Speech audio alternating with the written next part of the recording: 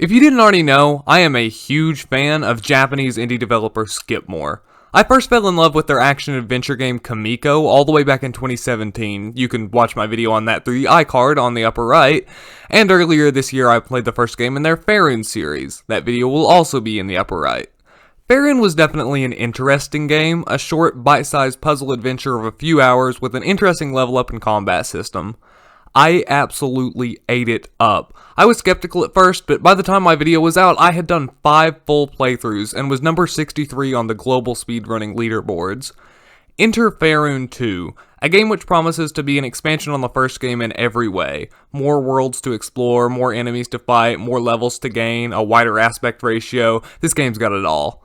It also promises to be much longer, so I guess I should stop wasting time and get straight into Fairune 2. In Fairune 2, you play as this girl. Sometimes she's called the heroine, sometimes she's called Hope Girl, some people speculate pretty heavily that she's Hiname from Kamiko. It's not really important to the story. She's joined by the Ancient Codex, a sentient encyclopedia of all things in the world of Fairune, and together you have to hunt down and rescue 3 magical fairies and use them to prevent the Ashen World from invading the rest of the game's universe. As Hope Girl, you have the ability to move in 4 directions.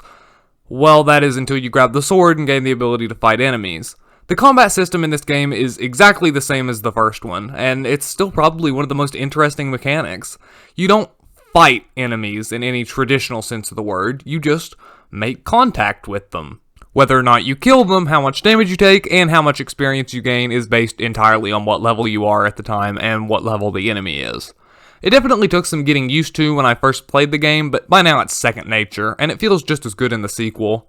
Something interesting that I noticed was the fact that combat seemed to be given a bit of a lesser role in this game than the first. I might just be making that up, but either way it didn't really bother me much. The name of the game here is Exploration and Puzzle Solving. You start out in a standard grassy fields type area that's extremely similar to the first one, and you need to collect 3 orbs to progress. Honestly, starting out, I was a bit disappointed with the game. Starting in the grassy fields area, I couldn't help but feel this was just Fairune, but again. An incredibly solid game to be sure, but just another Fairune game.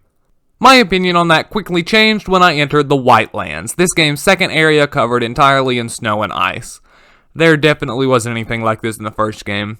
The world of Fairune 2 is massive, much bigger than the first one. It features 4 full maps to explore, each of which also have underground portions the size of another entire map.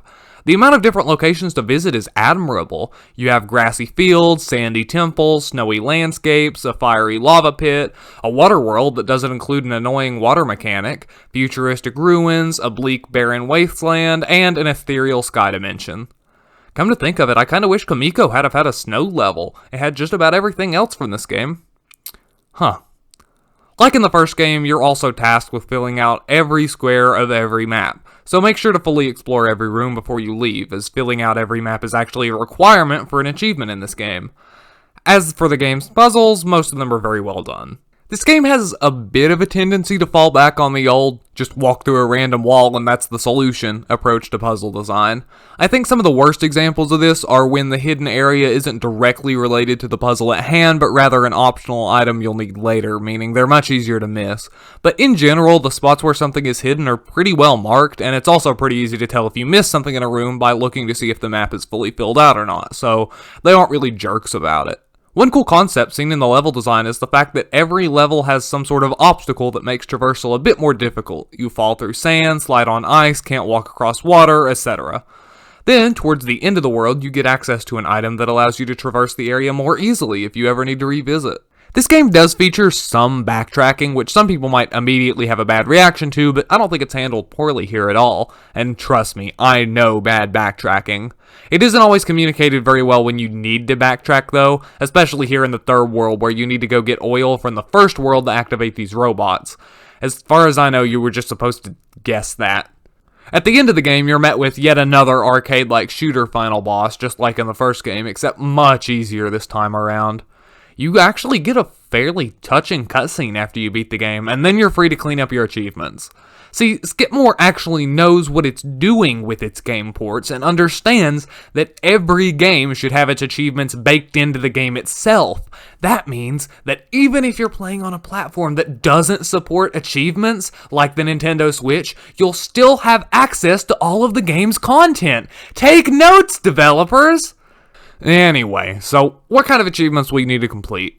We've got a pretty good assortment here. Of course, your standard completionist type achievements, get all the items, see all the monsters, cover all the maps. Then you have the secret type achievements, find all the hidden dialogue, unearth all the tombs, and lastly, we have the performance type achievements. You'll have to beat the final boss in one go, and lastly, beat the game in under 3 hours. So, this is something else I was a little nervous about going in. One of the things I loved about the first game was how easy it was to get tons of replayability out of speedrunning the game to lower your time.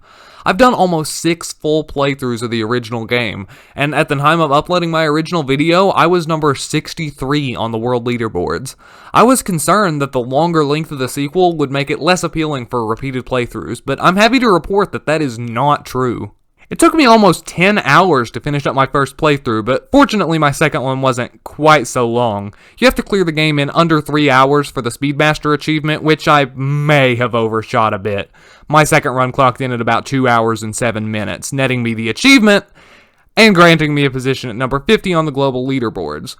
I figured I could optimize the run a bit more. I wanted to give it at least one more go and see if I could get my time under 2 hours. Well, as it turns out, I may have optimized my run more than a little bit, because my final time came in at 1 hour, 41 minutes, and 24 seconds, the 13th fastest time on the leaderboards. Will I do another run and try to crack the top 10? Well, yeah, probably. So what do I think about Fairune 2? Man, this game just reaffirmed every positive feeling I ever had about Skipmore. It's not often that I'll like a game so much I feel pulled to contribute to its wiki, yet here I am meticulously mapping out every screen in various worlds so I can upload grids that people can use for reference. Fairune 2 is a great game, a game that would easily justify the $10 price tag of the Fairune collection by itself. Between the first game and the second, I've easily got over 30 hours of playtime out of this bundle, and I still have 2 more games left to go. The Fairune collection is an excellent, bordering on must-buy for the Nintendo Switch and PC. Now, please, Skipmore, Fly High Works, whoever has the power to make such a thing happen, get this game on Xbox One and PS4. Kamiko is available for all platforms. This game should be too. Well, there's my not-so-hot take on Fairune 2. Hopefully you enjoyed it. My schedule's been a little bit messed up lately. Not that that really matters to you, you just watch the videos, but hopefully I'll get that sorted out in the near future. If you enjoyed the video, be sure to like the video. Subscribe. I'm very, very close to 500 subscribers, so hit the subscribe button if you enjoyed it. Ring the bell, or don't, just subscribe. Join my Discord server, follow me on social media, and of course comment down below. I love hearing from viewers, so I guess that's about all I've got for you. Thanks for watching.